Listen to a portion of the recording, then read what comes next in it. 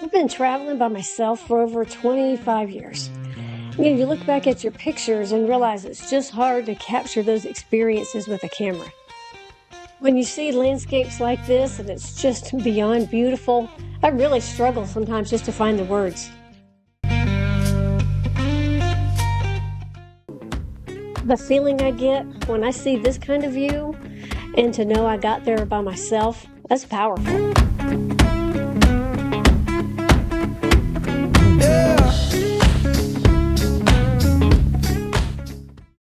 When people know I'm traveling by myself, they usually ask a few questions. So I'm taking myself to lunch. And as a solo traveler, that's something that you get used to. And I used to be a little nervous about it, but now I'm just more hungry than nervous.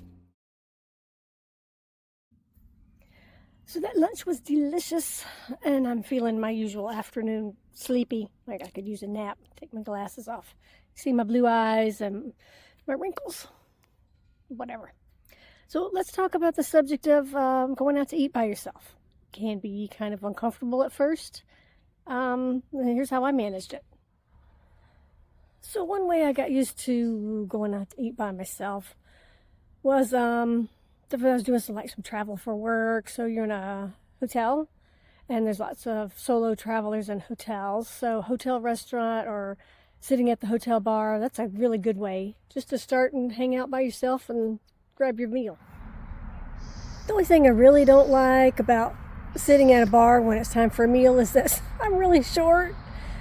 And sometimes my feet are just dangling because they can't reach the footrests. Or the bar's too deep and I can't reach over to eat my food. So in that case, I'm not very comfortable and I'll probably switch and go to a table. So one day it hit me. I am sitting at a restaurant and I'm just looking around. And nobody was looking at me. They were all buried in their phones, which is kind of sad. Like whole generations, whole families sitting at the table just scrolling on their phone. So I'm not worried that anybody's looking at me and thinking anything odd about me. Okay, so now I'm going to go change this shirt.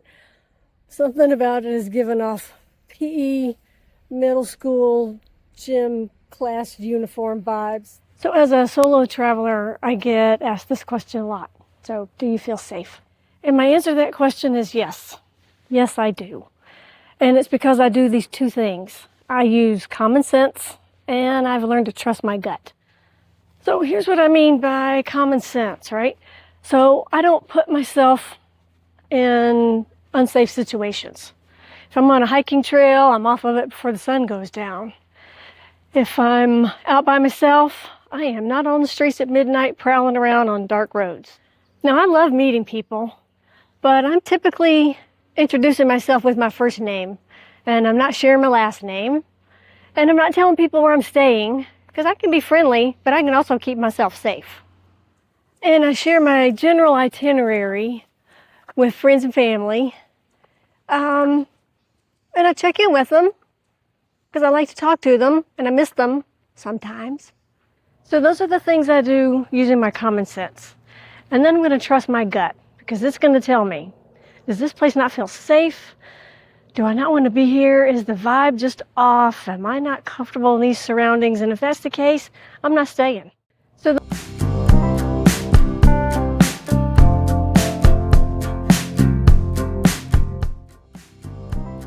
I've had some great times with family and friends when they can join me on a trip. I also really like to venture out on my own and take my time and enjoy this life without the rush. And I really don't want to miss an awesome experience just because I don't have somebody to go with me. And I really look forward to nights like this, after a good day hanging out by myself, and then I come back and build the perfect fire.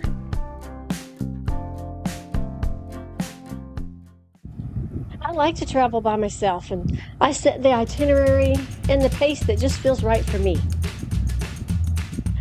And I am 100% likely to have a nap, for sure. And Solo travel means you never have the what's for dinner conversation.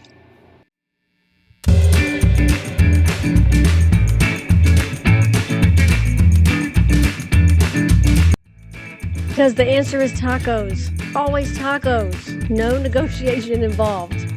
Cheers. Thanks for watching.